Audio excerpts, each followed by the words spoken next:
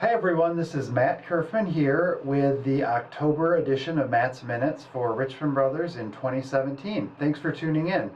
Our core value for this month is be adventurous, fun, and open-minded. And one of the ways that we are actually living out that core value is we are hosting a breakfast from 8 to 9 o'clock a.m.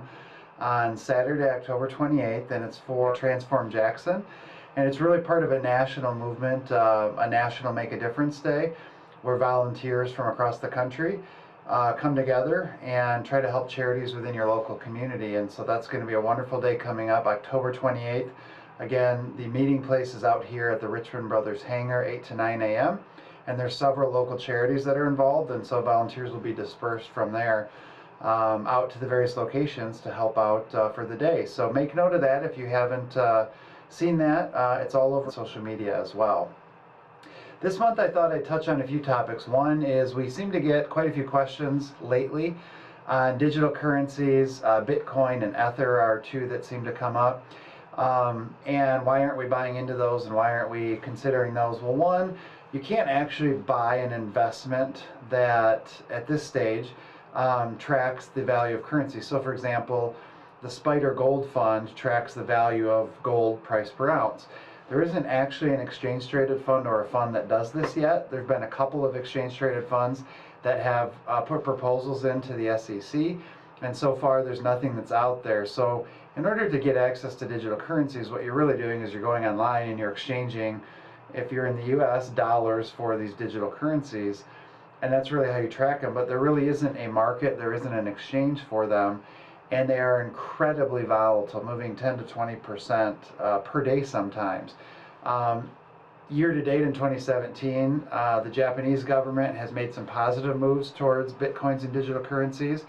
Simultaneously, the Chinese government has banned all digital currencies, and so of course, really big extremes as far as movement. So we are watching it, we are paying attention. At this stage, it's not something that we would add into an investment portfolio. But just wanted to kind of put that out there, as there are some questions that have been coming up from individual clients along those lines.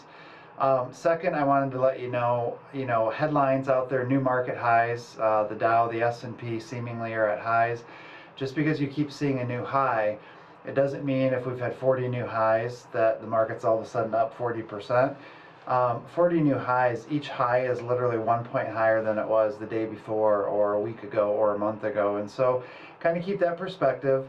While I think about that as I look across all of Richmond Brothers accounts, this video is of course meant for a lot of people, not any one circumstance. We are very happy with our returns in your portfolios year to date, especially compared to the broad markets. And so we think we're competing very, very well.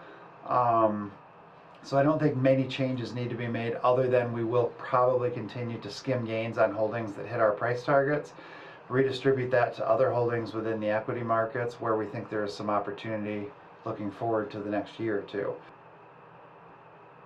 We're coming up on 2018, believe it or not, only a few months away now, and that will be 10 years from the last time that we began our recession.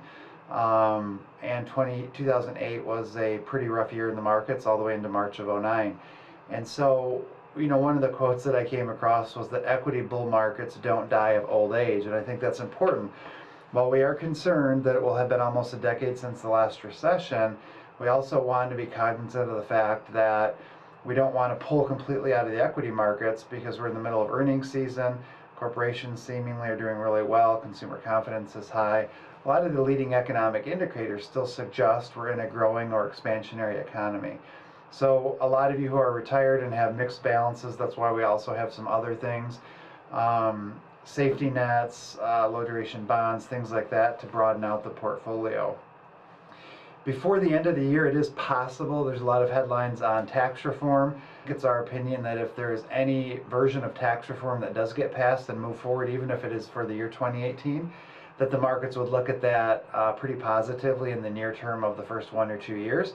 I'm not going to make any comments on the 5, 10, 20, or 30-year change that will affect.